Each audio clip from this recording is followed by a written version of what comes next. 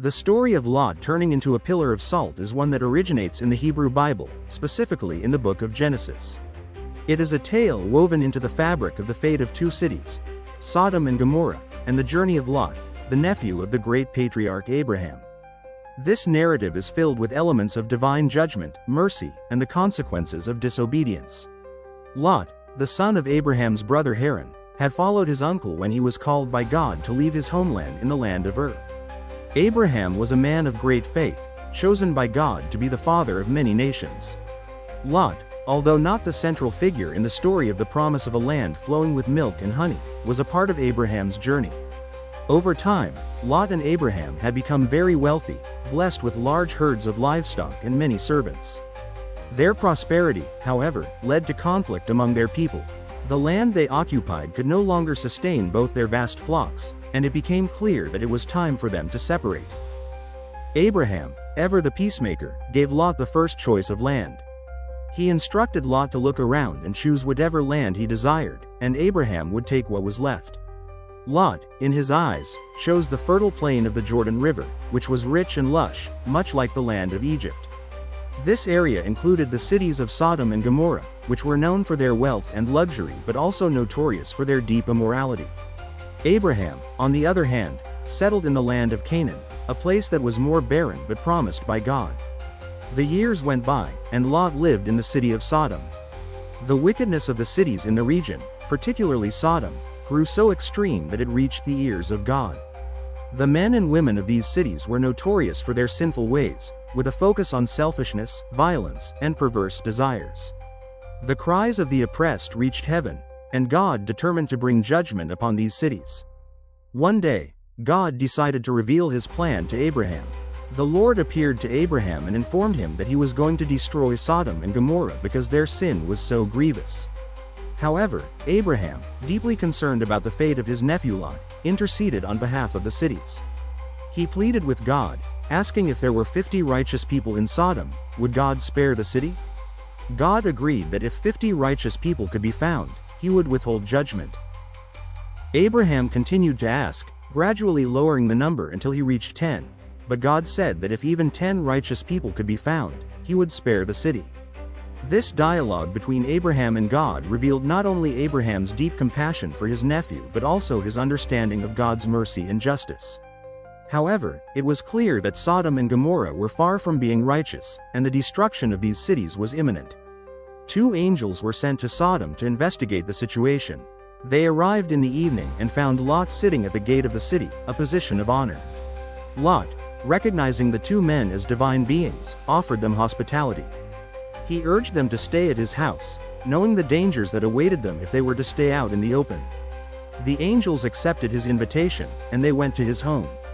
That night, the men of Sodom, having heard of the angels' arrival, surrounded Lot's house. They demanded that Lot bring out the visitors so that they could have relations with them. The men of Sodom had become so depraved that they sought to sexually abuse the strangers in their midst. Lot, in a desperate attempt to protect his guests, offered his 2 daughters to the mob instead, a decision that reflects the severity of the situation and the cultural norms of the time. However, the crowd was relentless, and they threatened to harm Lot as well. At that moment, the angels intervened.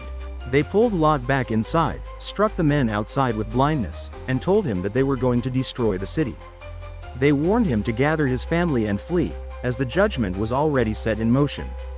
The angels urged Lot to leave quickly, but Lot hesitated, not fully understanding the gravity of the situation. The angels, out of compassion for Lot, took him and his family by the hand and led them out of the city. As they left, the angels instructed Lot and his family not to look back, for the destruction of the city would be swift and complete. They were to flee to the mountains and not turn their eyes toward the fire and brimstone that would soon rain down upon Sodom and Gomorrah. The instructions were clear: escape and do not look back. Lot and his family began their flight from the doomed city. As they ascended the hills and looked toward the cities below, the sounds of destruction began to rise, and the sky turned dark with smoke. The cities of Sodom and Gomorrah were being consumed by divine fire and sulfur, as God's wrath was poured out upon them. However, as Lot and his family continued their journey, something strange happened. Lot's wife, unable to resist the temptation to glance back at the destruction, looked toward Sodom. She longed for the comforts and luxuries of the city they had left behind. Perhaps she felt sorrow for the people of the city or was overcome by the loss of the life she had known. Whatever the reason, as she looked back, she was immediately transformed. Her body became stiff and immobile, and she was turned into a pillar of salt. The tragedy of Lot's wife serves as a warning about the dangers of disobedience and the perils of clinging to the past. Lot's wife had been given clear instructions by the angels, yet she chose to defy them. Her actions represented more than just a physical glance backward. They symbolized a deeper attachment to the sinful and fallen world of Sodom. Her longing for the comforts of that life caused her to disregard God's command, resulting in her tragic fate. After this event, Lot and his daughters continued their journey to the mountain, as they had been instructed. They had narrowly escaped the wrath of God, but they were now alone. Lot's wife was gone, and the cities they had once known were no more. The destruction of Sodom and Gomorrah was complete, and it became a symbol of divine judgment upon sin. Lot and his daughters settled in a cave in the mountains. Although they had been saved from the fire and brimstone that destroyed the cities, the events that followed were not without their own difficulties. Lot's daughters, fearing that they would never find husbands and continue the family line, decided to take matters into their own hands. They made a plan to get their father drunk and lay with him, each of them in turn, so that they could conceive children and preserve the family name. This act led to the birth of two sons, Moab and Ben-Ami, who would later become the ancestors of the Moabites and Ammonites, two nations that played significant roles in the biblical narrative. The story of Lot and his family is one that highlights both the mercy and the justice of God.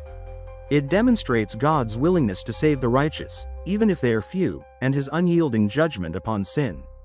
Lot's escape from Sodom and the tragic fate of his wife are a reminder of the importance of following God's commands and not being swayed by the temptations of the world.